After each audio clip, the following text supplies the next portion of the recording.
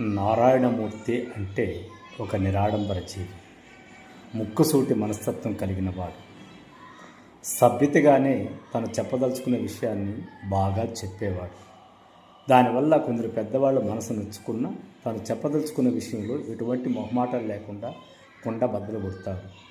ఆ మధ్యలో తెలుగు భాష గురించి ఎన్వి రమణ లాంటి వాళ్ళు ఉన్న సందర్భంలో మేము ఐక్యూ లేని వాళ్ళము, అందుకే మేము క్లీనర్లుగా, వర్కర్లుగా, మెకానికల్గా చాలా లో క్లాస్ ఎంప్లాయీస్గా మిగిలిపోయాము. మీరేమో ఐక్యూ ఉన్నవాళ్ళు కాబట్టి ఐఏఎస్లో ఐపీఎస్లో అయినారు అని చెప్పేసి సభాముఖంగానే ప్రకటించేశాడు.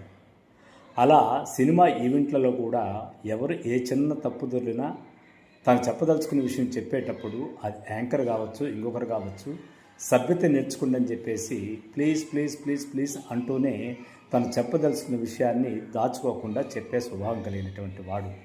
నిజంగా లెజెండ్ అంటే ఇలాంటి వాళ్ళు కదా అనుకునే వాళ్ళు కూడా చాలామంది ఉన్నారు. ఎందుకంటే ఆయన సినిమాని ఒక ప్రయాణంగా, ఒక యుద్ధంగా, ఒక ఆశయంగా చేసి నిర్మించి సినిమాలు తీసినవాడు.